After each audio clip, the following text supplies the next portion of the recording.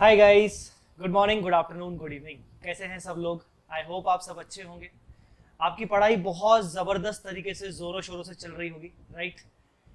चलिए, as chart revision की series में आज हम बहुत ज़्यादा इंपॉर्टेंट चार्ट रिवीजन को डिस्कस करने वाले हैं, which is amalgamation AS14। Amalgamation AS14 जो कि CA इंटर, CA IPCC के एडवांस अकाउंट्स में है और CA फाइनल ओल्ड सिलेबस वाले बच्चे भी चाहे तो इस वीडियो को देख सकते हैं, थोड़ा बहुत उनका रिवाइज हो जाएगा। अच्छा, रिवीजन कहां से कर रहे हैं? रिवीजन हम कहां से कर रहे हैं बच्चों? रिवीजन कर रहे हैं हम as chart revision book. As chart revision book available है vsmartacademy.com पे, आप चाहे तो परचेज कर सकते हैं। बहुत ही मिनिमम कॉस्ट पे अवेलेबल है, 250 से 300 रुपीज के बीच में आपको ये चार्ट बुक मिलेगा। ये जो लेक्चर हम कर रहे हैं, अभी तक मैंने जितने भी लेक्चर रिकॉर्ड किए हैं और अपलोड किए हैं यूट्यूब पर एएस चार्ट रिवीजन के, इसका मैंने एक सेपरेट प्लेलिस्ट बनाया है अपने चैनल पे, तो आप चाहें तो पूरा प्लेलिस्ट सर्च कर सकते हो और आपको जो भी एएस चार्ट रिवीजन चाहिए हो आप देख सकते हो। आपको ये एग्जाम से पहले क्विक रिवीजन करने में बहुत ज्यादा काम आएगा, ठीक है? चलिए, आज हम बात करेंगे AS14 अमेलगमेशन की, जिसका हम एक क्विक रिवीजन करेंगे। क्विक रिवीजन का मतलब ये नहीं कि हम सिर्फ ऊपर ऊपर से इसको टच करके वापस आ जाएंगे, हम जर्नल एंट्रीज भी डिस्कस करेंगे ताकि पूरी तरीके से आपका अच्छे से कवर हो जाए और कॉन्फिडेंस डेवलप हो जाए, ठीक है? अगर आप ये सोच रहे हो कि आप ये चार्ट रिवीजन देखने के बाद क्वेश्चंस डायरेक्टली करना चाहते हो तो वो भी हो सकता है। आप अच्छे से इस चार्ट रिवीजन को देखिए, फिर आप डायरेक्टली क्वेश्चंस को भी अटेम्प्ट कर सकते हो, ठीक है? चलिए स्टार्ट करते हैं AS11 अमेलगमेशन। बच्चों, अमेलगमेशन जो हमारा कवर हो रहा है इस चार्ट में, वो दो पेजेस में कवर हो रहा है, पेज नंबर 1 और पेज नंबर 2। पेज नंबर 2 ज्यादा बड़ा नहीं है। जो मेजर पॉइंट्स हैं उसको हमने सारे पूरे चार्ट रिवीजन में कवर किया है, पूरे चार्ट में, ठीक है? सबसे पहले हम स्टार्ट करेंगे बेसिक्स में से। बेसिक्स क्या है? Types of amalgamation. ये अमेलगमेशन होता कितने टाइप का है, ठीक है ना? ये अमेलगमेशन होता कितने टाइप का है और उसी में आपको मालूम पड़ जाएगा ये अमेलगमेशन होता क्या है। तो first of all we are going to talk about types of amalgamation. Amalgamation 3 type से हो सकता है। पहला आपको दिख रहा होगा, the first one is merger. Merger मतलब जब दो अलग अलग कंपनीज आपस में मर्ज हो जाएं और दोनों कंपनीज खत्म हो जाएं, दोनों कंपनीज लिक्विडेट हो जाए और एक थर्ड कंपनी डेवलप हो, विच इज कॉल्ड न्यू कंपनी। वो एक मर्ज्ड कंपनी, मतलब दोनों कंपनीज ने अपना बिजनेस को मर्ज करके एक न्यू कंपनी डेवलप कर ली। दोनों पुरानी कंपनीज लिक्विडेट हो गई, एक न्यू कंपनी अब अपना पूरा काम करेगी। उस कंपनी में दोनों पुरानी कंपनीज का मैनेजमेंट है, उसको बोलते हैं मर्जर। आई बात समझ में? दूसरा होता है, एक हो गया मर्जर, एक दूसरा होता है absorption. What do you mean by absorption? Absorption का मतलब ये होता है जब एक कंपनी दूसरी कंपनी के बिजनेस को टेक ओवर कर दे और वो जो दूसरी कंपनी है वो खत्म हो जाए, वो लिक्विडेट हो जाए, पूरा बिजनेस पहली वाली कंपनी के पास चला गया। आप देख रहे होंगे A + B = A, मतलब A ने B को टेक ओवर किया और A बची, B खत्म हो गई। यहाँ A + B = C, A और B आपस में मर्ज हो गए, दोनों खत्म हो गए, C आ गई। ये होता है एब्जॉर्प्शन। तीसरा होता है एक्सटर्नल रिकंस्ट्रक्शन, जहां पर एक एग्जिस्टिंग कंपनी अपने एग्जिस्टिंग कंपनी को खत्म करके एग्जिस्टिंग बिजनेस को ट्रांसफर कर रही है, दूसरी न्यू इनकॉर्पोरेट कंपनी में ट्रांसफर कर रही है। वही कंपनी का मैनेजमेंट दूसरी कंपनी में शिफ्ट हो जाएगा, उसको कहते हैं एक्सटर्नल रिकंस्ट्रक्शन। मतलब जो बिजनेस था वो A लिमिटेड के नाम से था, अब वो बिजनेस शिफ्ट हो गया B लिमिटेड के नाम से, और B लिमिटेड भी एक न्यू कंपनी है, ठीक है बच्चों? ये होते हैं अलग अलग टाइप के अमेलगमेशंस। AS14 में सारे प्रकार के अमेलगमेशंस की अकाउंटिंग कवर होती है, ठीक है? अच्छा, अब हम ये देखते हैं कि इस पूरे अमेलगमेशन के ट्रांजैक्शन में कितनी पार्टीज इन्वॉल्व होती हैं, कितनी पार्टीज इन्वॉल्व होती है। ये पार्टीज की थोड़ी स्पेलिंग गलत है, ठीक है? कितनी पार्टीज इन्वॉल्व होती हैं इस पूरे अमेलगमेशन के ट्रांजैक्शन में? 2 पार्टीज इन्वॉल्व होती हैं। कौन? एक होता है ट्रांसफरर और दूसरा ट्रांसफररी। ट्रांसफरर मतलब सेलिंग कंपनी, सेलिंग कंपनी मतलब वो कंपनी जो अपना बिजनेस बेच रही है, जो अपना बिजनेस बेच रही है। ऊपर मर्जर वाले केस में ए और बी सेलिंग कंपनी थे, एब्जॉर्प्शन वाले बिजनेस में, एब्जॉर्प्शन वाले ट्रांजेक्शन में बी जो है वो सेलिंग कंपनी है, एक्सटर्नल रिकंस्ट्रक्शन में जो ए है वो सेलिंग कंपनी है, जिसका बिजनेस जा रहा है, बिक रहा है, जो अपना बिजनेस ट्रांसफर कर रहा है। आई बात समझ में कि नहीं? whose business is getting transfer। अच्छा, हम यहां पर जब भी अमेलगमेशन में वर्ड यूज करते हैं business, that means net assets, मतलब all assets minus all liabilities, जिसका बिजनेस जा रहा है मतलब जिसके एसेट्स और लायबिलिटीज सेल हो रहे हैं। आई बात समझ में कि नहीं? क्लियर।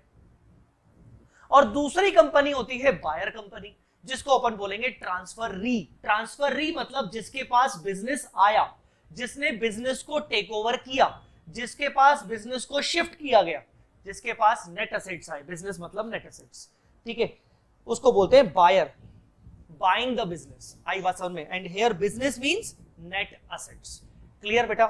अच्छा, जो सेलिंग कंपनी है उसके यहां से क्या गया? उसके यहां से नेट एसेट्स गए। उसके यहां से क्या गया? नेट एसेट्स गए। तो उसके यहां से नेट एसेट्स गए तो उसको मिलेगा क्या? क्या वो फ्री में अपने नेट एसेट्स दे रही है? नहीं। ये जो सेलिंग कंपनी है इसके जो मालिक हैं, मालिक मतलब शेयर होल्डर्स, इनके शेयर होल्डर्स को क्या मिलेगा? बिजनेस बेच के क्या मिलेगा? इनको मिलेगा परचेज कंसिडरेशन, मतलब इनको कंसिडरेशन मिलेगा। ये कंसिडरेशन किस फॉर्म में हो सकता है? कंसिडरेशन कैश में हो सकता है, कंसिडरेशन शेयर्स के फॉर्म में होता है। जनरली कंसिडरेशन शेयर्स के फॉर्म में होता है। क्यों? क्योंकि जो मालिक लोग हैं, जो ओनर लोग हैं, वो बोलेगा कि भाई मैं तुझे अपना बिजनेस बेच रहा हूं, तू मुझे भी अपनी कंपनी में मालिक बना दे, मुझे शेयर इशू कर दे। जो व्यक्ति मालिक नहीं बनना चाहता, ओनर नहीं बनना चाहता, उसको कैश दे दो, ऐसा होता है। तो share holders of transferor company get PC against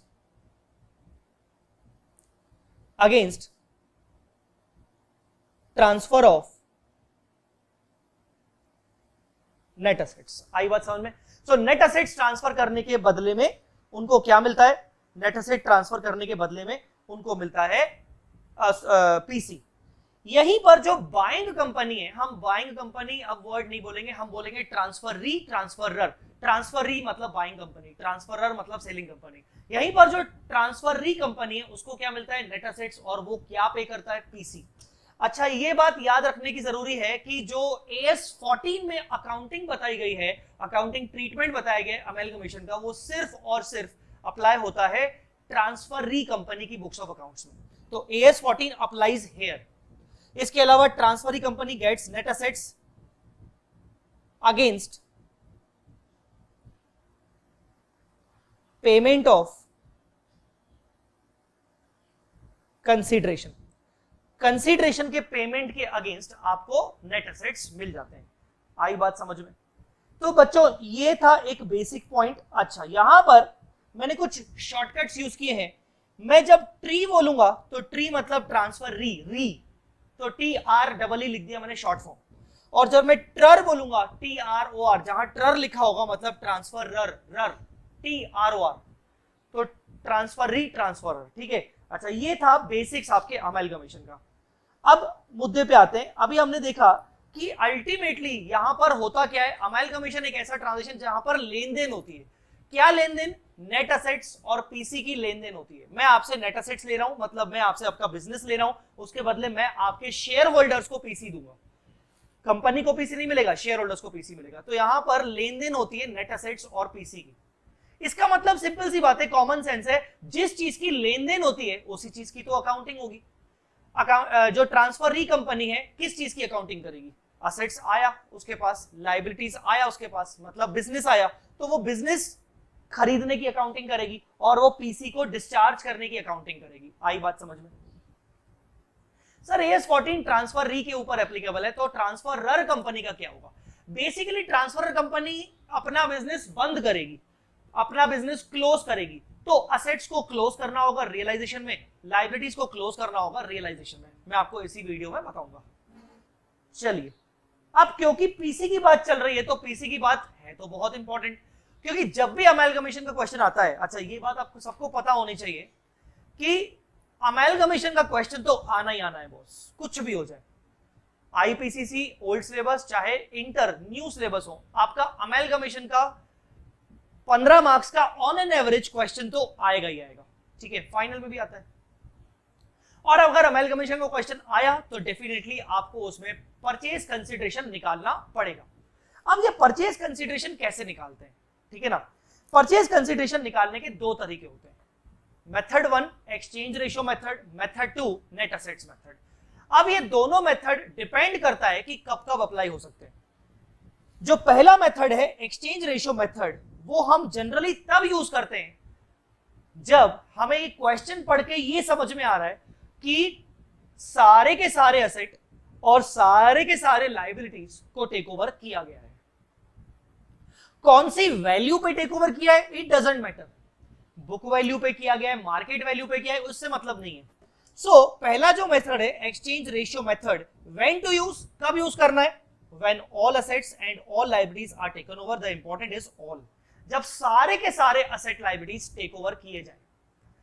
अगर बहुत सारे क्वेश्चंस ऐसे होते हैं जहां पर आप पढ़ के ये समझ जाते हो कि यहां पर तो यार कैश और बैंक तो टेक ओवर कर ही नहीं रहे, यहां पर तो सिलेक्टेड असेट्स और लायबिलिटीज को टेक ओवर कर रहे हैं, ठीक है ना, सिलेक्टेड असेट्स और लायबिलिटीज को टेक ओवर कर रहे हैं, तो ऐसे केस में आप पहला वाला मेथड नहीं लगा सकते हो। मैं बताऊंगा रीजन कि क्यों नहीं लगा सकते।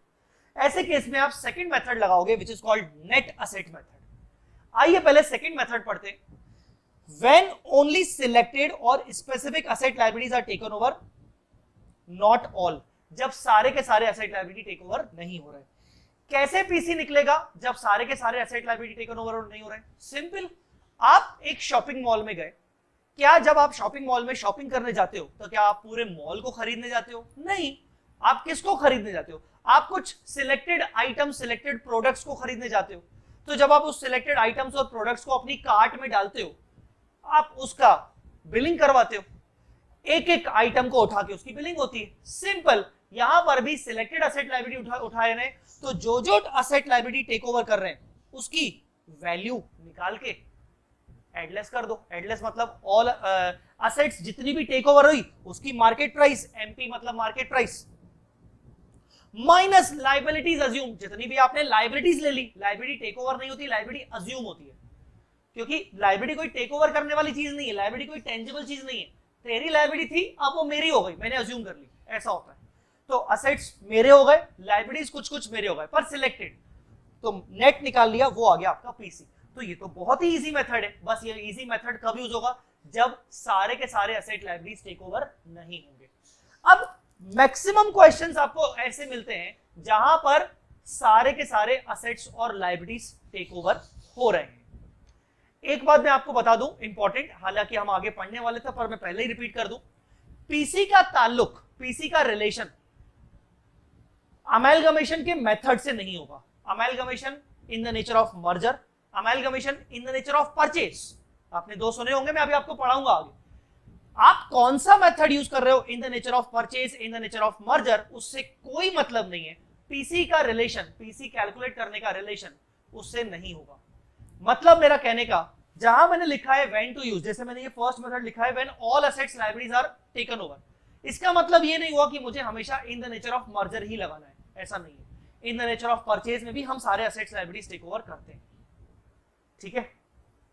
हाँ, ये हिंट जरूर है कि सेकंड मेथड अगर मान लो यूज हो रहा है, मतलब सिलेक्टेड असेट लायबिलिटी यूज हो रहे हैं, तो ये डेफिनेटली एक हिंट है कि हम amalgamation in the nature of merger कर ही नहीं सकते, क्योंकि मर्जर में सारे असेट लायबिलिटीज टेक ओवर करते हैं। वापस आते हैं अपने मुद्दे पे। तो जो पहला मेथड है which is called exchange ratio method, मैंने आपको बोला व्हेन टू यूज। अब आप पता बात करते हैं हाउ टू यूज। ये मेथड यूज कैसे होगा, ये मेथड कैसे यूज होगा? बच्चों, या तो क्वेश्चन में आपको एक्सचेंज रेशियो दिया रहेगा, एक्सचेंज रेशियो मतलब 3:5, 5:3, ठीक है ना, 17:11। इसका मतलब क्या है? बोलेगा कि जो ट्रांसफर री कंपनी है वो अपने शेयर्स इशू करेगी to the share holders of transferor company in the ratio of 5:3। मतलब हर 3 शेयर्स के बदले उनको 5 शेयर्स दिए जाएंगे। 3 शेयर्स किसके? ओल्ड कंपनी के, मतलब ट्रांसफरर कंपनी के। उन शेयर होल्डर्स के पास जितने भी शेयर्स हैं उनके हर 3 शेयर्स के बदले हम उनको 5 शेयर्स इशू करेंगे। हर 11 शेयर्स के बदले हम उनको 7 शेयर्स इशू करेंगे। पीछे से चलना है, 3 के बदले 5, ठीक है। तो ये एक्सचेंज रेशियो आपको जनरली क्वेश्चन में दिया रहेगा। अगर आपको ये एक्सचेंज रेशियो दिया हुआ है तो बहुत अच्छी बात है, अप्लाई द सेम, आप इस एक्सचेंज रेशियो को अप्लाई कर लीजिए। सर ये एक्सचेंज रेशियो को अप्लाई कैसे करते हैं? सिंपल सी बात है, इस एक्सचेंज रेशियो को सर अप्लाई कैसे करते हैं, आइए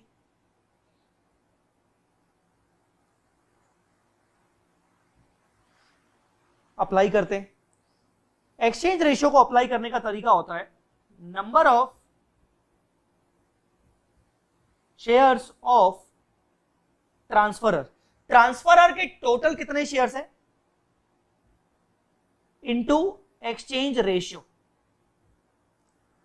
इससे हमें क्या मिलता है? इससे हमें मिलता है number of new shares to be issued by transferee as PC. आप इसको अप्लाई करते हो। अगर यहां पर अप्लाई करते वक्त कोई फ्रैक्शन आता है, फ्रैक्शन मतलब अगर आपका नंबर ऑफ शेयर्स जो ये आता है, मान लो कुछ ऐसा आ रहा है 9573.47, तो शेयर्स पॉइंट में हो ही नहीं सकते। तो ऐसे केस में जो ये 0.47 है, इस 0.47 के बदले हम क्या देंगे? हम उसके बदले कैश दे देते हैं। आई बात समझ में? तो फ्रैक्शन इफ एनी पे इन कैश। ये तो बहुत ही आसान था जब एक्सचेंज रेशियो अपने को दिया जाए। कभी कभार क्वेश्चन में अपने को एक्सचेंज रेशियो नहीं दिया होता। ये इस टाइप के एक्सचेंज रेशियो आपको नहीं दिए होंगे, 5:3, 3:5, 17:11। ऐसे केस में क्या करोगे अगर एक्सचेंज रेशियो नहीं दिया है? स्टिल सारे के सारे एसेट लायबिलिटीज टेक ओवर किए जा रहे हैं। ऐसे केस में क्या करोगे? ऐसे केस में आप एक्सचेंज रेशियो बनाओगे। यस, आप एक्सचेंज रेशियो निकालोगे। उस एक्सचेंज रेशियो को बोलेंगे अपन डीम्ड एक्सचेंज रेशियो। ई कैपिटल कर देता हूं मैं। उस केस में अपन बोलेंगे डीम्ड एक्सचेंज रेशियो। आई बात समझने की नहीं? ये एक्सचेंज रेशियो कैसे बनाया जाएगा? एक्सचेंज रेशियो बनाने का सिंपल सा फॉर्मूला है। अगर एक्सचेंज रेशियो नहीं दिया है तो, और सारे के सारे एसेट लायबिलिटी टेक ओवर किए गए हैं, तो हम अपना एक्सचेंज रेशियो बनाएंगे। एक्सचेंज रेशियो बनाने के लिए क्या चाहिए हमें? एक्सचेंज रेशियो बनाने के लिए हमें क्वेश्चन में ये ढूंढना है क्या ट्रांसफरर और ट्रांसफरी दोनों कंपनीज के शेयर पर वैल्यू, शेयर प्राइस दिए हुए कि नहीं दिए हुए, मार्केट प्राइस पर शेयर, इंट्रिंसिक वैल्यू पर शेयर, या शेयर प्राइस, शेयर वैल्यू दिया हुआ है कि नहीं दिया हुआ है, ट्रांसफरर और ट्रांसफरी का। अगर ट्रांसफरर और ट्रांसफरी का मार्केट प्राइस पर शेयर दिया हुआ है तो वही बन जाएगा डीम्ड रेशियो। क्या? मार्केट प्राइस पर share of transferor divide by market price और इशू प्राइस पर शेयर ऑफ ट्रांसफरी। अगर ट्रांसफरर और ट्रांसफरी का मार्केट प्राइस दिया हुआ है तो हम ये निकाल लेंगे। आई बात समझ में कि नहीं? कभी कभार मार्केट प्राइस दिया होगा, कभी कभार इसका मार्केट प्राइस दिया होगा और इसका आपको वो बोलेगा कि जो न्यू कंपनी है वो न्यू कंपनी अपना शेयर इशू करेगी 10 रुपए में, तो ये इशू प्राइस दिया होगा 10 रुपए, तो market price divide by issue price हो गया। इसीलिए मैंने यहां पर आप देखेंगे ऊपर मैंने बोला है मार्केट प्राइस या फिर आईवी मतलब इंट्रिंसिक वैल्यू, पर नीचे मैंने लिखा है मार्केट प्राइस या फिर आईवी या फिर इशू प्राइस, तीन चीजें। ठीक है, ऊपर आएगा ट्रांसफरर, नीचे आएगा ट्रांसफरी। क्लियर है बेटा? सर ऊपर ट्रांसफरर क्यों आएगा? सिंपल सी बात है, जब ये आप डीम्ड रेशियो अप्लाई करोगे तो ये डीम्ड रेशियो अप्लाई किसके ऊपर करोगे? डीम्ड रेशियो किसके ऊपर अप्लाई करोगे? Apply to number of issued shares of transferor. अब ट्रांसफरर के इशूड शेयर से मान लीजिए 10, और इसका जो मार्केट प्राइस है से 15 और डिवाइड बाय 10 इशू प्राइस। तो बेसिकली ये नंबर ऑफ शेयर्स किसके हैं? ट्रांसफरर कंपनी के। तो इनटू नंबर ऑफ वैल्यू पर शेयर भी तो ट्रांसफरर की इनटू होगी ना, तो उससे क्या निकलेगा? हम बोलेंगे अच्छा ट्रांसफरर के जो नंबर ऑफ शेयर्स हैं वो 10,000 है, इंटू 15 रुपए, तो कुल मिला के हो गया 1,50,000 हो गई इसकी वैल्यू टोटल। इसकी 150 की टोटल वैल्यू को हम 10 रुपए के शेयर के बेसिस पर सेटल करेंगे, मतलब हम इसको 15,000 शेयर इशू करेंगे। आई बात समझ में कि नहीं? सो बेसिकली 15 ऊपर मतलब ट्रांसफरर ऊपर, ट्रांसफरी नीचे। क्लियर? अब इसमें एक और ट्विस्ट है, ये ट्विस्ट है कि मान लीजिए वो क्वेश्चन में आपको बोलता है कि PC shell be discharge on the basis of intrinsic values. कभी कभार ऐसे बोलेगा PC shell be discharge on the basis of intrinsic values, मतलब पीसी जो दिया जाएगा वो इंट्रिंसिक वैल्यूज के बेसिस पर दिया जाएगा, और साला क्वेश्चन में इंट्रिंसिक वैल्यू है ही नहीं। क्या करेंगे? इंट्रिंसिक वैल्यू क्वेश्चन में है ही नहीं, आप क्या करेंगे? अब इंट्रिंसिक वैल्यू के बेसिस पर देंगे, मतलब यही फॉर्मूला लगेगा, ऊपर इंट्रिंसिक वैल्यू नीचे intrinsic value. But how to calculate intrinsic value? अगर उन्होंने आपको क्वेश्चन में इंट्रिंसिक वैल्यू नहीं दी है तो आप कैसे निकालोगे? बहुत ही आसान है इंट्रिंसिक वैल्यू निकालना। कैसे? ऑल असेट्स की market value minus all liabilities का पेबल वैल्यू। पेबल वैल्यू मतलब जो भी पे करना है आपको, ठीक है। इसमें ऑल असेट्स लिख रहा हूं इंक्लूडिंग, मैं यहां छोड़ दो, यहां नहीं लिख रहा,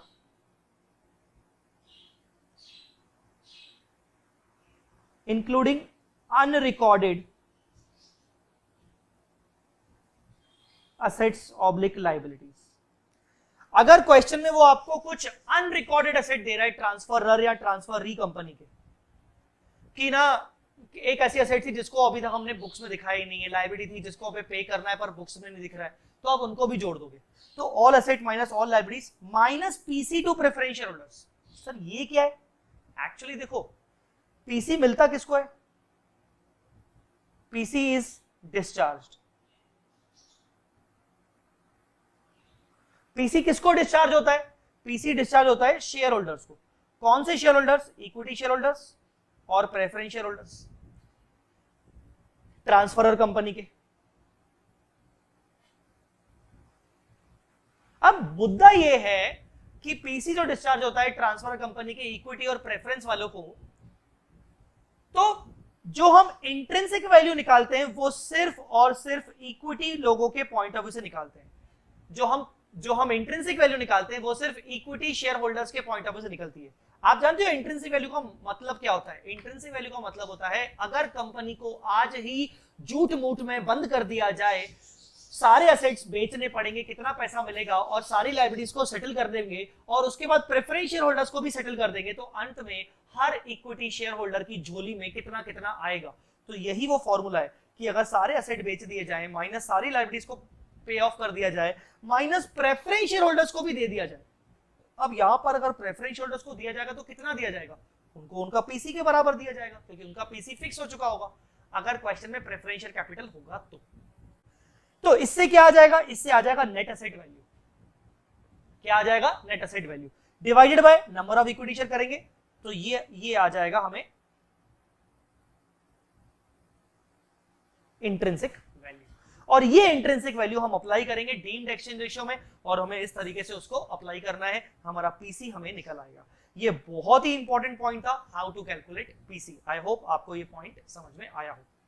सर पीसी निकल गया, कौन डिस्चार्ज करेगा? Obviously transfer company. किसको? ट्रांसफरर कंपनी के शेयर होल्डर्स को, ठीक है। तो अब उसकी अकाउंटिंग समझते हैं, ट्रीटमेंट ऑफ पीसी। ये पीसी की अकाउंटिंग कैसे की जाएगी, मतलब इसकी जर्नल एंट्रीज क्या होंगी, ठीक है। तो इसकी पहले अकाउंटिंग हम समझेंगे।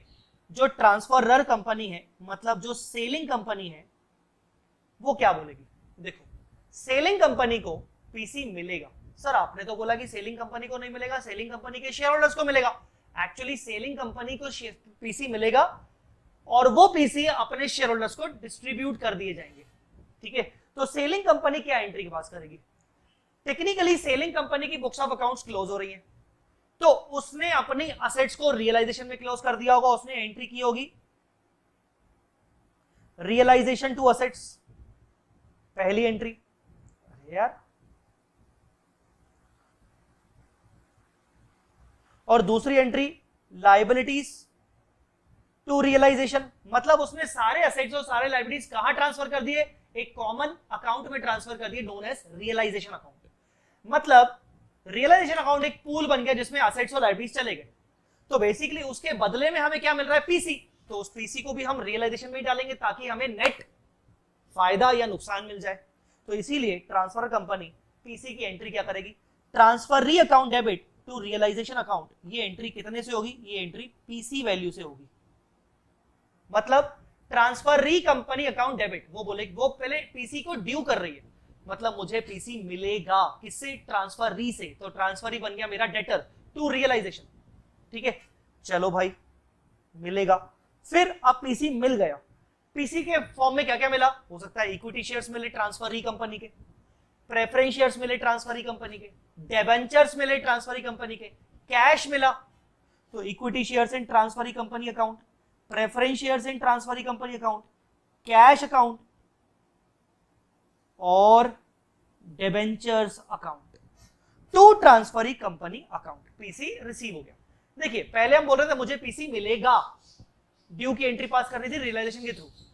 क्यों? क्योंकि रियलाइजेशन के थ्रू एंट्री पास करेंगे तो असेट लायबिलिटीज को ऑलरेडी रियलाइजेशन में डाल चुके हैं, पीसी भी जा चुकेगा, पीसी भी चला जाएगा, तो इससे हमें प्रॉफिट और लॉस मालूम पड़ जाएगा। वो प्रॉफिट और लॉस को हम डिस्ट्रीब्यूट कर लेंगे अपने शेयर होल्डर्स में। जैसे हमें पीसी मिलेगा तो हम देखेंगे हमें क्या क्या मिला। अब ये जो हमें मिला है हम इसको डिस्ट्रीब्यूट करेंगे किसको? अपने शेयर होल्डर्स को। तो हम अपने प्रेफरेंस शेयर होल्डर्स को, हम अपने इक्विटी शेयर होल्डर्स को क्या क्या डिस्ट्रीब्यूट कर रहे हैं? ऊपर जो हमने डेबिट किया था equity share, preference share, cash, debentures, वो हम डिस्ट्रीब्यूट कर रहे हैं, वो हम डिस्ट्रीब्यूट कर रहे हैं टू डिबेंचर्स। याद रखिएगा पीसी सिर्फ और सिर्फ इक्विटी शेयर होल्डर्स और प्रेफरेंस शेयर होल्डर्स को ही डिस्चार्ज होता है। ठीक है, डिबेंचर होल्डर्स को अगर हम कुछ पे कर रहे हैं, मतलब ट्रांसफर ही कंपनी डिबेंचर होल्डर्स को पे कर रही है, ट्रांसफरर के डिबेंचर होल्डर्स को, तो वो पीसी का पार्ट नहीं है। वो ये है कि हमने एक लायबिलिटी को सेटल कर दिया। पीसी में डिबेंचर होल्डर्स को जो पे करते हैं, क्रेडिटर्स को पे करते हैं, वो नहीं आएगा। ठीक है, अमेलगमेशन का टॉपिक है इसलिए चार्ट रिवीजन को भी मैं स्लोली ले रहा हूं थोड़ा सा। ऐसा नहीं कि आपका अमेलगमेशन को मैं 15 मिनट 20 मिनट में करवा लूं, वो मजा नहीं आएगा। करवाने को मैं आपको 15-20 मिनट में एक रिवीजन करवा सकता हूं, बट आपको वो लिटरली मजा नहीं आएगा। तो यहां पर अमेलगमेशन का टॉपिक है, आपको ऑब्वियसली इसके बाद क्वेश्चंस भी ट्राई करने होंगे। ठीक है ना, अगर आप ट्राई कर चुके हैं तो भी कम से कम आप एक्सपेक्ट कर रहे होंगे कि यार थोड़ा सा अच्छे से समझ में आए। जिन बच्चों को थोड़ा स्पीड कम लग रहा है वो 1.25 1.5x पे देख सकते हैं। ठीक है, तो ये पीसी को डिस्चार्ज करने की एंट्री हो गई। सर सिर्फ यही 3 एंट्रीज होती हैं? ये सिर्फ पीसी के लिए 3 एंट्रीज थी। ठीक है, अब बात करते हैं बुक्स ऑफ ट्रांसफर री कंपनी, मतलब जो पीसी दे रही है, पीसी डिस्चार्ज कर रही है, नेट असेट्स ले रही है, वो क्या एंट्री पास करेगी? सबसे पहले एंट्री पास करेगी business purchase account debit to liquidator of transferor company account. ये कितने से होगा? ऑब्वियसली पीसी से, हम तो पीसी का ही बोल रहे हैं ना। तो पहली एंट्री होगी बिजनेस परचेज अकाउंट डेबिट। ये बिजनेस परचेज क्या है?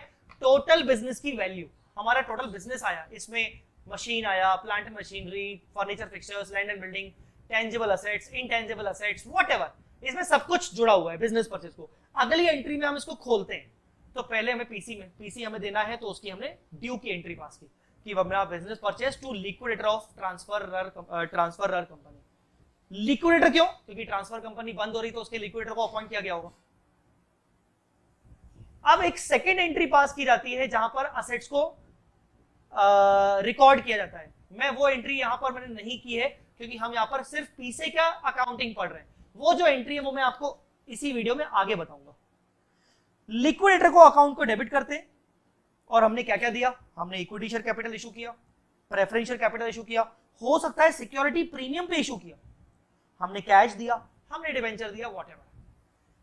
इक्विटी शेयर होल्डर्स को डिबेंचर दे सकते हैं, इक्विटी शेयर होल्डर को कुछ भी दे सकते हैं, वो पीसी होगा, पर डिबेंचर होल्डर को आप कुछ भी दोगे वो पीसी नहीं होगा। आगे ये इंपॉर्टेंट पॉइंट है आपके लिए समझना।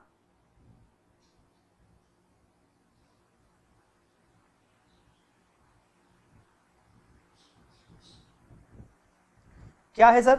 अगर पीसी नेट असेट की वैल्यू से ज्यादा है, मतलब आपने पे किया 100 करोड़ और आपको नेट असेट्स मिले 92 करोड़, तो 8 करोड़ जो आपने एक्सेस पे किया दैट इज योर गुडविल। और अगर पीसी आपके नेट असेट वैल्यू से कम है, मतलब आपने पे किया 100 करोड़, आपको मिला 105 करोड़, तो आपका आएगा गुड कैपिटल रिजर्व। अब ये जो मैंने बोला कैपिटल रिजर्व आएगा या ये गुडविल आएगा, ये बेसिकली किस टाइप, ये कौन सा मेथड में होता है? इन द नेचर ऑफ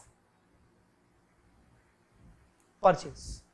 ठीक है, तो ये था आपका third point, treatment of PC. आई बात समझ में? अभी तक हम 3 बातें पढ़ चुके हैं। एक बार मैं चार्ट को पूरा दिखा देता हूं, 2 सेकंड के लिए आप देख लीजिए, फिर आगे बढ़ते हैं।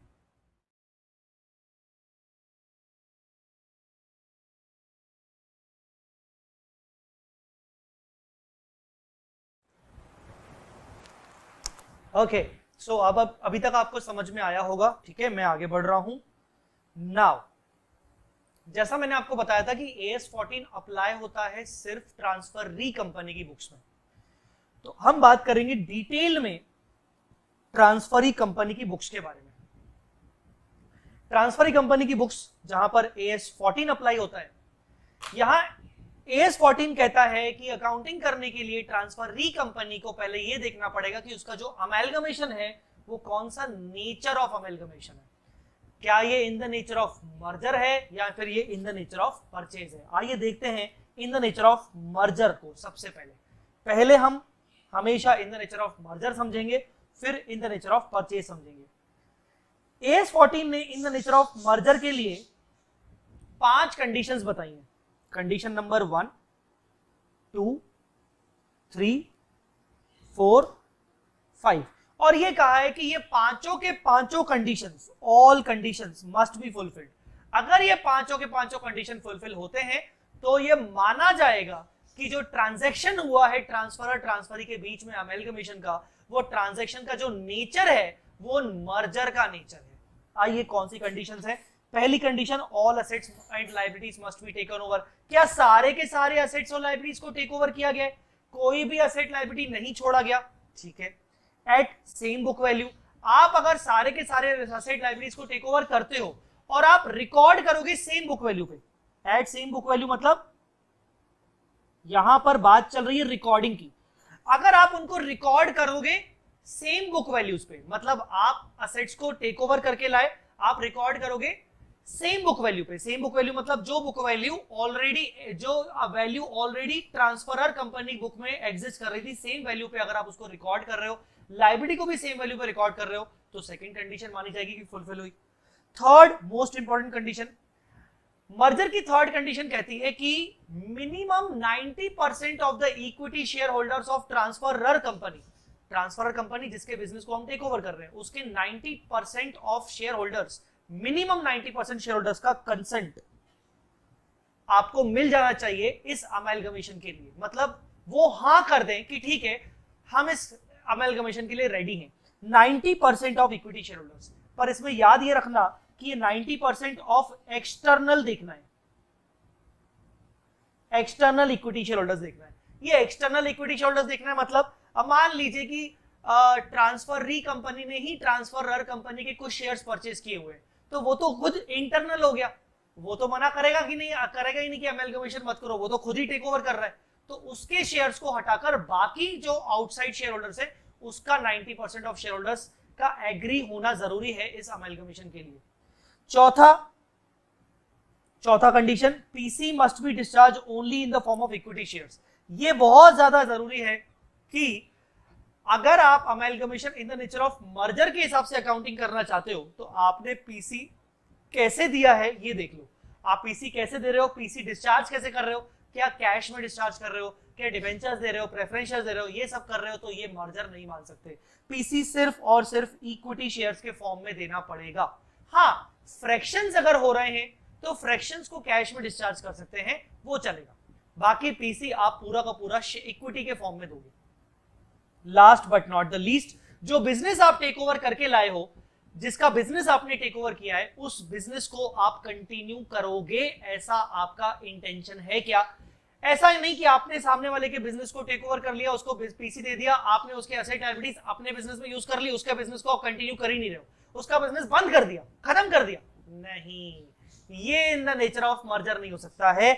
ये मर्जर होने के लिए same business must be carried on. अब आप जानते हो कि ये 5 कंडीशन का रियल बेसिकली इसका ओवरऑल प्रिंसिपल क्या है। ओवरऑल प्रिंसिपल ये है, in the nature of merger का इंटेंशन ये निकल के आता है कि हम इन द नेचर ऑफ मर्जर तभी मानेंगे जब ये इंटेंशन दिखे कि तुम जिस बिजनेस को टेक ओवर कर रहे हो उसको अपना समझ के कंटिन्यू करोगे और उसको तुम शुरू से अपना मान रहे हो, इसीलिए तुम उसके एसेट लायबिलिटी सारे के सारे ले रहे हो, पहली कंडीशन।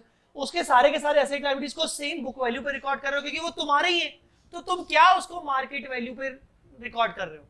हम जब कोई चीज परचेज करके लाते हैं तो मार्केट वैल्यू पे खरीदते हैं क्योंकि वो हमने किसी और से परचेज किए, तुम ये मान लो कि वो बिजनेस शुरू से ही तुम्हारा था, सेम वैल्यूज पर तुमने लिया। उनके सारे इक्विटी शेयर होल्डर्स का कंसेंट जाना जरूरी है ताकि वो तुम्हारी कंपनी में शेयर होल्डर बन सके, मतलब सेम मैनेजमेंट भी कंटिन्यू कर रहे हो, सेम बिजनेस भी कंटिन्यू कर रहे हो। टेक्निकली यहां पर मर्जर में ये 5 कंडीशंस रखने का इंटेंशन ये था कि ये दिखना चाहिए कि तुम उसके बिजनेस को अपना बिजनेस मानते हुए कंटिन्यू करोगे, तो इसको मानेंगे इन द नेचर ऑफ मर्जर। अगर ये इन द नेचर ऑफ मर्जर हुआ तो याद रखिएगा इन द नेचर ऑफ मर्जर के केस में pooling of interest method apply होगा। कौन सा मेथड?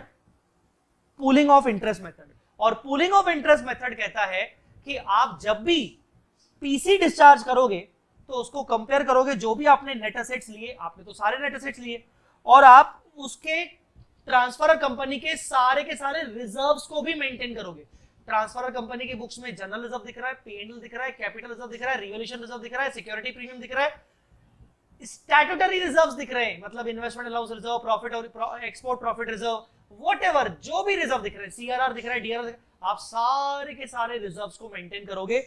जैसे आप नेट एसेट्स को रिकॉर्ड कर रहे हो, आप उनके सारे रिजर्व्स को भी सेम टू सेम रिकॉर्ड करोगे, और जो भी आप कंपेयर करोगे, कंपेयर करके जो भी डिफरेंस आएगा उस डिफरेंस को आप फ्री रिजर्व्स में एडजस्ट करोगे। फ्री रिजर्व मतलब जनरल रिजर्व और P&L, चाहे डेबिट बैलेंस आए चाहे क्रेडिट बैलेंस आए, और तो वो जो जनरल रिजर्व P&L आ जाएगा, फ्री रिजर्व जो आ जाएगा, उससे अगर आपने कोई लिक्विडेशन एक्सपेंसेस अगर आपने बियर किए हैं तो उन लिक्विडेशन एक्सपेंसेस को भी आप सेट ऑफ कर सकते हो उस फ्री रिजर्व से, और कोई अनरियलाइज प्रॉफिट आएगा तो आप उसको भी सेट ऑफ कर सकते हो। मैं डेफिनेटली मानता हूं कि आपको ये अनरियलाइज वाला पॉइंट आपको ऐसे आसानी से नहीं समझ में आएगा, अगले पेज पर मैं इसको समझाऊंगा आपको, ठीक है ना।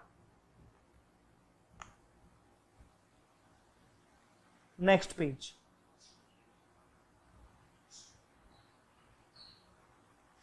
Covered in next page. तो अगले पेज पर मैं आपको समझाऊंगा कि कैसे हम अनरियलाइज प्रॉफिट का ट्रीटमेंट करते हैं। इसको आप छोड़ भी दोगे यहां पे तो चलेगा। कुल मिला के इंपॉर्टेंट बात ये थी कि जब आप पूलिंग ऑफ इंटरेस्ट मेथड लगाओगे तो जो भी आपका डिफरेंस आएगा रिजर्व्स को एडजस्ट करने के बाद, तो आप फ्री रिजर्व में सेटल करोगे और लिक्विडेशन एक्सपेंस को भी उसी फ्री रिजर्व से सेट ऑफ करोगे। अगर क्या होगा कि 5 में से कोई एक आध कंडीशन फुलफिल नहीं हुई, मान लीजिए सारे एसेट लायबिलिटी टेक ओवर किए पर हम सेम बुक वैल्यू पे रिकॉर्ड नहीं कर रहे, फिर क्या करोगे?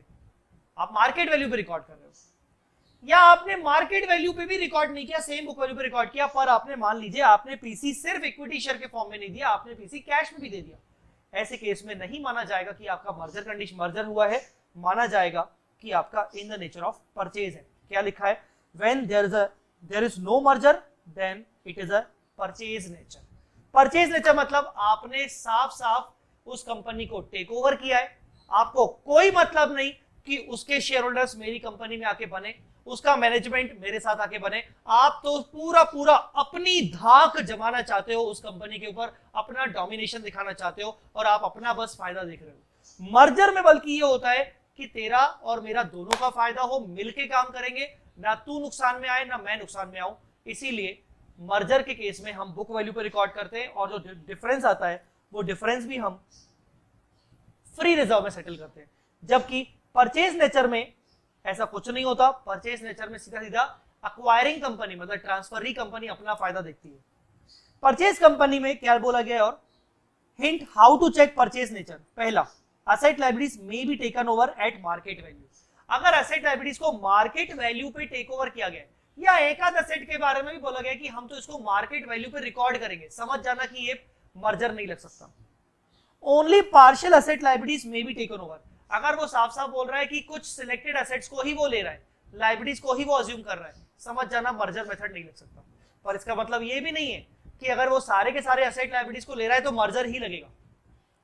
तीसरा, पीसी में be in other than equity shares. अगर पीसी वो इक्विटी शेयर्स के अलावा कुछ और भी दे रहा है इक्विटी शेयर्स के अलावा वो कैश दे रहा है, कोई और असेट दे रहा है, प्रेफरेंस शेयर दे रहा है, तो समझ जाना कि परचेज मेथड है।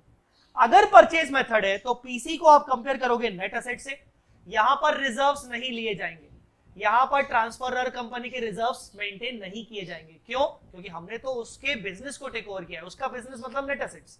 जबकि मर्जर में क्या था, हम तो तुम्हारी कंपनी मेरी कंपनी मिलके काम करेगी, मैंने तुम्हें टेक ओवर नहीं किया है, तुम्हारा बिजनेस मेरा बिजनेस एक ही है, तो मतलब तुम्हारे रिजर्व्स भी एक ही है, हमारा रिजर्व तुम्हारा रिजर्व एक ही है, इसीलिए समझो इस बात को, ठीक है।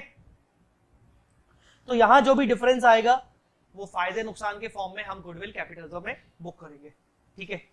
अगेन लिक्विडेशन एक्सपेंस अगर ट्रांसफर कंपनी बियर कर रही है तो उस लिक्विडेशन एक्सपेंस को वो गुडविल कैपिटल रिजर्व में एडजस्ट करेगी। Unrealised profit on unsold stock को कैसे करेंगे उसके लिए मैं आपको अलग से बताऊंगा, आप लिख दो कवर्ड इन नेक्स्ट पेज। आई बात समझ में? नेट गुडविल और कैपिटल रिजर्व,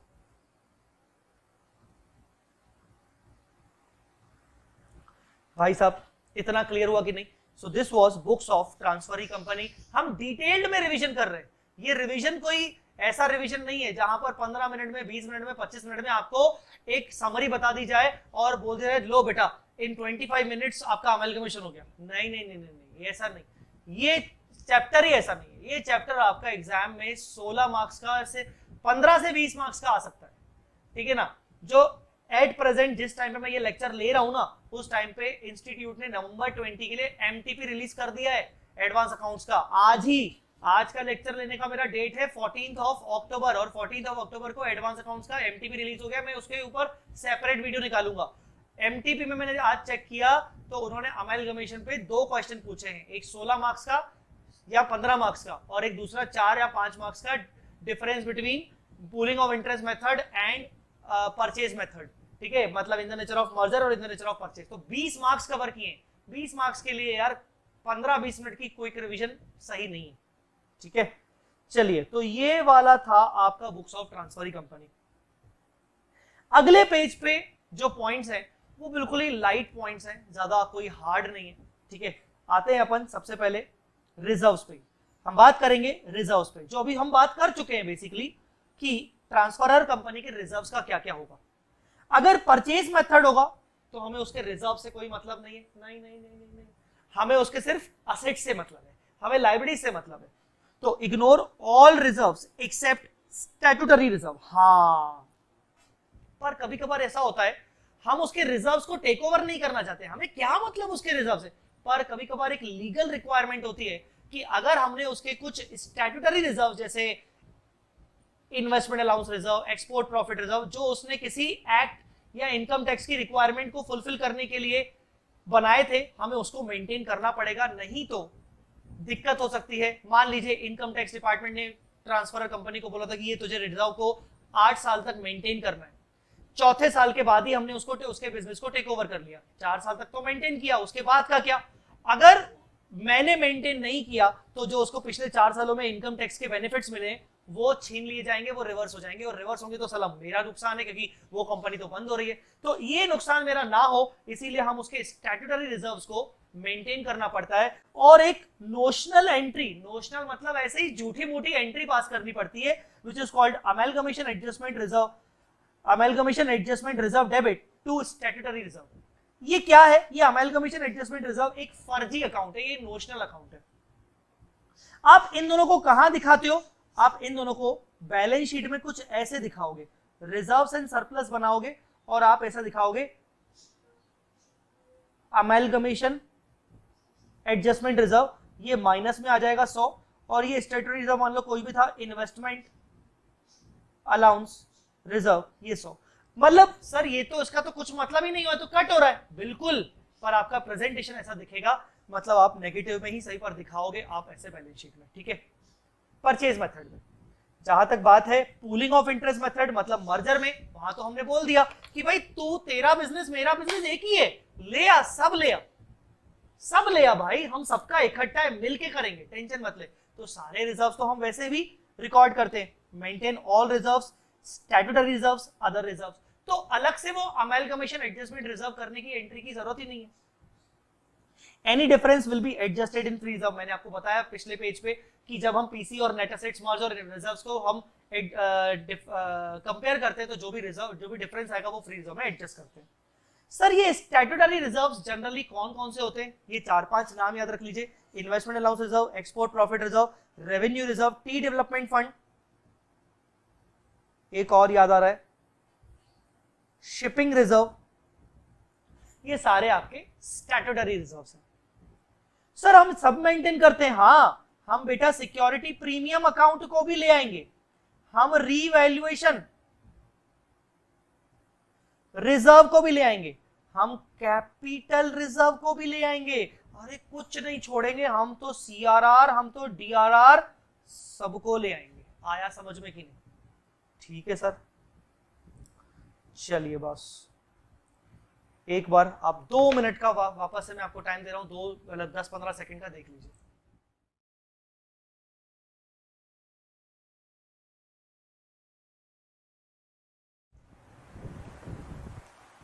ओके अच्छा, एक इंपॉर्टेंट बात समझिएगा, जो ट्रांसफरी कंपनी होती है वो नेट असेट्स को टेक ओवर करने की सबसे इंपॉर्टेंट एंट्री करती है। सबसे पहले वो पीसी की एंट्री कर रही थी, बिजनेस परचेज वाली। उसके बाद वो एक सेकंड एंट्री पास करती है जहां पर वो दिखाती है कि भाई हम असेट्स लेके आए, assets account debit to liabilities account to business purchase account. इस बिजनेस परचेज में पीसी का अमाउंट आएगा, असेट का या तो जो भी वैल्यू, मार्केट वैल्यू या बुक वैल्यू, जिस पे भी आप रिकॉर्ड कर रहे हो, मार्केट वैल्यू या बुक वैल्यू करते हो। ये करने के बाद, ठीक है, ये करने के बाद इसमें अगर डिफरेंस आएगा तो डिफरेंस को मैं अलग से लिख देता हूं, या तो वो गुडविल होगा या तो वो कैपिटलिज्म होगा। हम बात कर रहे हैं परचेज मेथड की। चलो परचेज मेथड छोड़ो, परचेज मेथड की।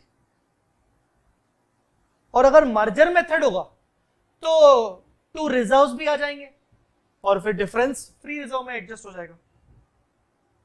ये एक बहुत ही इंपॉर्टेंट पॉइंट है। यहां स्टूडेंट्स कुछ ज्यादा ही उलझते हैं, कुछ बच्चे यहां पर उलझते हैं। क्वेश्चन में आप बहुत बार पढ़ोगे, लिखा होता है कि debenture holders of old company और debenture holders of transferor company shall be discharge by issuing new debentures. ऐसा करके आपने पढ़ा होगा बहुत बार, shall be discharge by issuing new debentures of transferee company. पहली बात, डिबेंचर होल्डर्स को जो भी दे रहे हैं वो पीसी का पार्ट नहीं है। दूसरी बात, इसकी ट्रीटमेंट क्या होगी? अगर transferee company is making settlement with debenture holders of transferor तो क्या होगा? सबसे पहले book the liability towards debenture holders at agreed value. मान लीजिए ट्रांसफरर कंपनी के जो डिबेंचर्स हैं उनका बुक वैल्यू ट्रांसफर की बुक्स में दिख रहा है 15 लाख, 15 लाख रुपए, 15 लाख रुपीस दिख रहा है। But we will give them new debentures of our company at 16 lakh value, मतलब हम उनको 16 लाख के डिबेंचर्स देंगे। तो सबसे पहले book the liability towards debenture holders at agreed value, that is at 16 lakh under second entry of asset liability recognition. जो मैंने अभी आपको ये एंट्री बताई ना, यहां तो यहां पर जहां आप लायबिलिटी बुक कर रहे हो ना, तो आप लायबिलिटी बुक कर रहे हो तो बहुत सारी लायबिलिटी होंगी, क्रेडिटर्स, तो उसमें आप बुक दिखाओगे डिबेंचर होल्डर्स 16, मतलब जितना एक्चुअली अग्री हुआ है उसकी बुक्स में कितना दिख रहा है उससे आपको मतलब नहीं, जितने में आपका अग्रीमेंट हुआ कि आप उसको कितने के दे रहे हो। ठीक है, क्लियर हुआ कि नहीं? फिर अच्छा, ये आपको समझ में आ गया, वो उस पर जाता है। फिर आगे चल के क्या होगा? आपने 2 डिबेंचर होल्डर दिखा दिया सेकंड एंट्री में, अब आप आगे चल के उसको नए डिबेंचर इशू करोगे, सेटलमेंट एंट्री। तो डिबेंचर होल्डर्स डेबिट जो भी अग्रीड वैल्यू थी to new debentures face value security premium. ये जो पॉइंट है difference in above goodwill capital reserve, ये काट दीजिए। टू न्यू डिबेंचर्स और to security premium account if any, या फिर डिस्काउंट ऑन इशू, हो सकता है discount on issue account debit if any. Sir आपने ये कटने को क्यों बोला?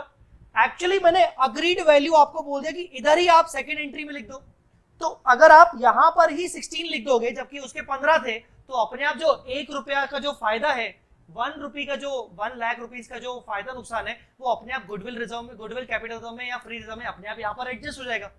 तो जैसे ही आप उस डिबेंचर को सेटल करने के लिए जो भी अग्रीड वैल्यू होती है, अगर आप उस अग्रीड वैल्यू को रिकॉर्ड करोगे तो अपने आप आपका गुडविल कैपिटल रिजर्व या free reserve whatever in case of merger अपने आप यहाँ एडजस्ट हो जाएगा। ठीक है, तो ये आपका सेटलमेंट वाला है। ठीक है, next intercompany stock unrealised profit वाला, जो मैंने ऊपर के पेज में बताया था कि covered in the next page.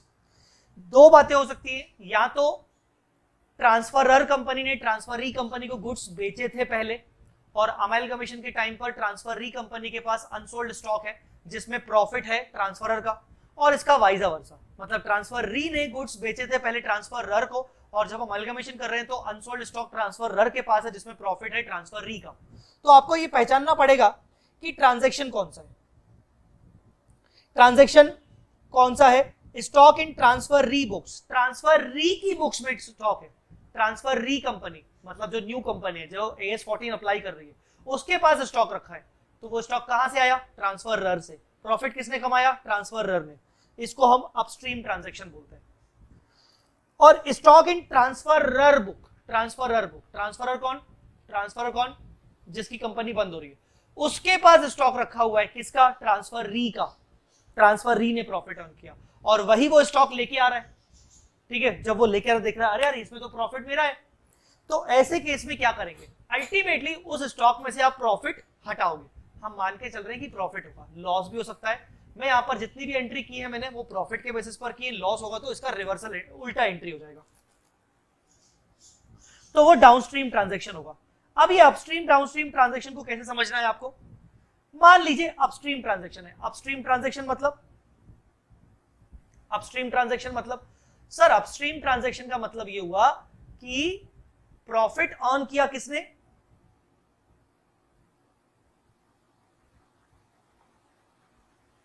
Profit earned bye transferor, profit transferor ने अर्न किया। यहां पर एक गोल्डन रूल याद करो, जो प्रॉफिट अर्न करेगा उसके P&L के बेसिस पर देखा जाएगा कि उसके P&L में से रिवर्स होगा।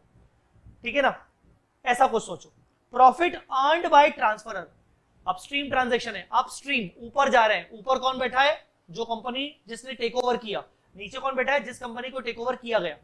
तो नीचे वाली कंपनी ने ऊपर को बेचा, तो यहां पर देखा जाएगा प्रॉफिट किसने अर्न किया, प्रॉफिट ट्रांसफरर कंपनी ने अर्न किया। हमें प्रॉफिट को हटाना है तो टू स्टॉक करेंगे, स्टॉक की वैल्यू में से प्रॉफिट हट जाएगा। डेबिट क्या करूं, अगर परचेज मेथड है तो आपको पता है कि परचेज मेथड के केस में हम सामने वाली कंपनी के कोई भी प्रॉफिट्स, कोई भी रिजर्व्स मेंटेन नहीं करते। जब हम मेंटेन ही नहीं करते, उसने प्रॉफिट कमाया, उसके रिजर्व्स में प्रॉफिट शामिल है पर उसके रिजर्व्स को हम मेंटेन ही नहीं कर रहे हैं, तो हम उसके रिजर्व्स को डेबिट कर नहीं सकते। हम अपने रिजर्व्स डेबिट नहीं कर सकते क्योंकि हमने तो प्रॉफिट अर्न नहीं किया, तो इसलिए हम गुडविल को डेबिट कर देते हैं। सेकंड वाली एंट्री में अगर हमें गुडविल मिला था या कैपिटल रिजर्व मिला था तो हम गुडविल कैपिटल रिजर्व से एडजस्ट कर लेते हैं, गुडविल ऑब्लिक कैपिटल रिजर्व। पर अगर मर्जर नेचर था, मतलब पूलिंग ऑफ इंटरेस्ट मेथड था, तो हमने उसके प्रॉफिट्स को भी मेंटेन किया होगा, हम उसके सारे रिजर्व्स लेके आए होंगे और उसी के रिजर्व्स में उसने प्रॉफिट अर्न किया है, तो हम उसके रिजर्व्स को ही डेबिट कर देंगे। तो बेसिकली यहां पर डिपेंड करता है हमारे पास उसके रिजर्व्स हैं कि नहीं। अगर मर्जर मेथड है तो हमारे पास उसके प्रॉफिट्स हैं और उसके प्रॉफिट्स में वो प्रॉफिट शामिल होगा, तो वो प्रॉफिट हटा दो, उसी के रिजर्व्स को डेबिट कर दो। पर अगर हमारा परचेज मेथड है तो हमने उसके रिजर्व्स को मेंटेन ही नहीं किया, उसने प्रॉफिट अर्न तो किया पर उसके रिजर्व्स को हमने मेंटेन नहीं किया, तो हम गुडविल कैपिटल रिजर्व को डेबिट कर लेंगे, हम अपने रिजर्व्स को नहीं हिलाएंगे। अब बात यहां पर होती है stock in transferor company, profit किसने कमाया,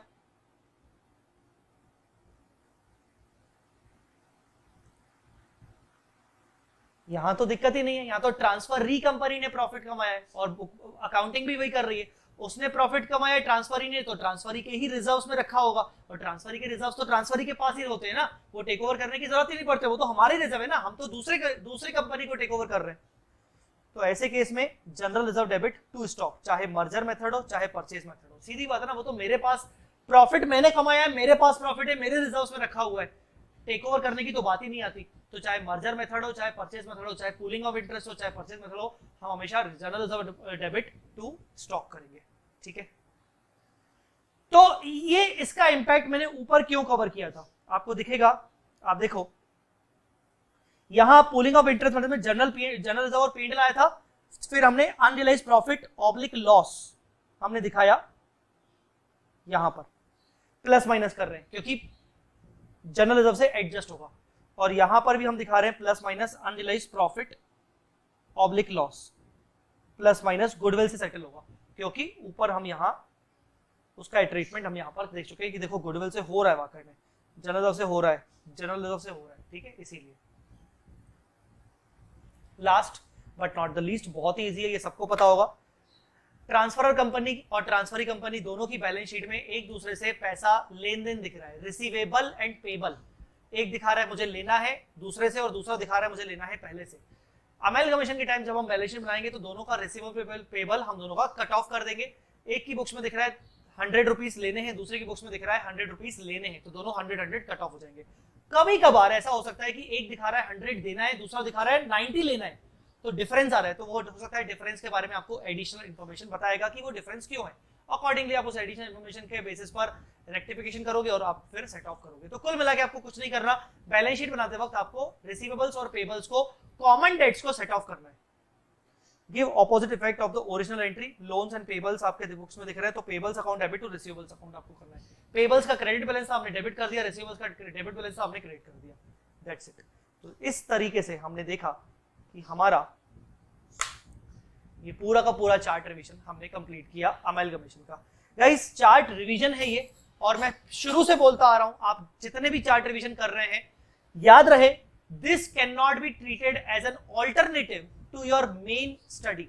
मेन स्टडी आपको जो मेन बुक्स प्रोवाइड की गई हैं, आपने कोई भी टीचर से पढ़ा हुआ है, ये तो मैं यूट्यूब पे डाल रहा हूं, सबके लिए फ्री है, चाहे वो मेरे स्टूडेंट हैं चाहे नहीं है, पर आपने जिस टीचर से पढ़ा हुआ है आप पहले उन टीचर्स के नोट्स अच्छे से प्रिपेयर कर लीजिए, आप अच्छे से प्रैक्टिस कर लीजिए, आप अच्छे से कॉन्सेप्ट समझ लीजिए। आपको सिर्फ ये चार्ट रिवीजन काम आएगा रिवीजन करने के लिए, फर्स्ट टाइम के लिए ये सही नहीं रहेगा। अगर आप एज अ ऑल्टरनेट की तरह देख रहे हो कि यार मेरी पढ़ाई अच्छे से नहीं हुई, मैं सिर्फ चार्ट रिवीजन से कर लूंगा, तो सॉरी टू से गाइस, आप चार्ट रिवीजन से इतना अच्छा नहीं कर पाओगे। चार्ट रिवीजन आपको हेल्प करेगा। एग्जाम है आपके 1 दिन बाद 2 दिन बाद, अब तो पोस्टपोन होगा एग्जाम, अगर एग्जाम पोस्टपोन जो हुए हैं उन्हीं डेट्स पर अगर हुए, अगर बोल रहा हूं मैं अगर हुए, तो एडवांस अकाउंट्स में 2 छुट्टियां हैं, चाहे आईपीसीसी के स्टूडेंट से चाहे इंटर के स्टूडेंट से, 2 छुट्टियां हैं, आप बहुत अच्छे से यूटिलाइज कर सकते हो और आपको उस टाइम पे मेरे चार्ट रिवीजन काम आएंगे। ये चार्ट रिवीजन ना ही सिर्फ नवंबर 20 बल्कि आगे के अटेम्प्ट्स के लिए भी इक्वली अप्लीकेबल रहेंगे। तो मैं नवंबर 20 का नाम तो ले रहा हूं, बट ये आगे के अटेम्प्ट्स के लिए भी एप्लीकेबल रहेंगे, ठीक है। तो चलिए अभी हम इस पूरे चार्ट रिवीजन को कंप्लीट कर चुके हैं।